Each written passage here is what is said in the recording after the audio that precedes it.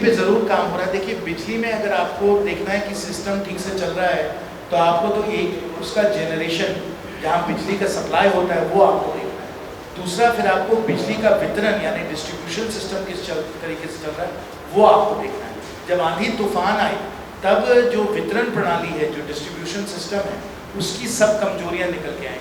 ना हम लोगों ने लाइन और पोल को ठीक से बनाया था, ना ट्रांसफार्मर ठीक थे, तो इसलिए बहुत हम लोगों को दिक्कत हुई। और उसके लिए हमने तभी कहा था कि उसके लिए डिज़ास्टर मैनेजमेंट का हम लोगों को प्लानिंग करना चाहिए। मुझे अभी बिजली विभाग ने बोला है कि वो उसकी कोशिश कर रहे हैं, लेकिन हमने उनको कहा है कि आपके प्रस्ताव जब आएंगे तो मैं चिट्ठी मुख्यमंत्री जी को लिखूंगा, बिजली मंत्री जी को लिखूंगा, सबको लिखूंगा, जिसमें कि उन्हें पता चले कि आगे के समय अगर इस प्रकार का आंधी तूफान आता है तो किस तरीके से इसका कोऑर्डिनेशन करके हम लोगों को काम करना चाहिए।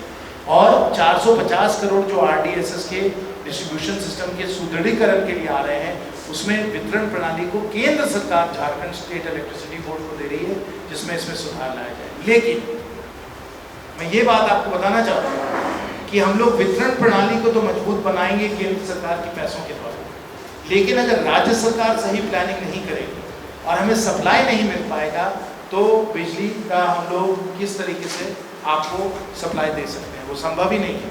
और आज मैं आपको बता दूं कि हजारीबाग संसदीय क्षेत्र में बिजली का जो डिमांड है वो पिछले वर्ष से 20-25% बढ़ा, और इन लोगों ने इसकी प्लानिंग नहीं की और इसलिए इनके पास बिजली खरीदने के लिए क्षमता ही नहीं है, पैसा ही नहीं है, बजट में ही नहीं डाला।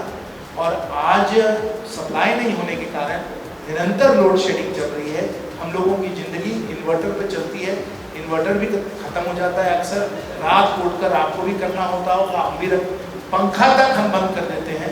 गर्मी थी तो बड़ी दिक्कत थी, अब चलिए थोड़ी बरसात आ गई है क्योंकि पंखा भी चलते चलते बंद हो जाता है, तो इसलिए ये इन्वर्टर की भी हालत अब जर्जर हो गई है। ये समस्या आप लोग अब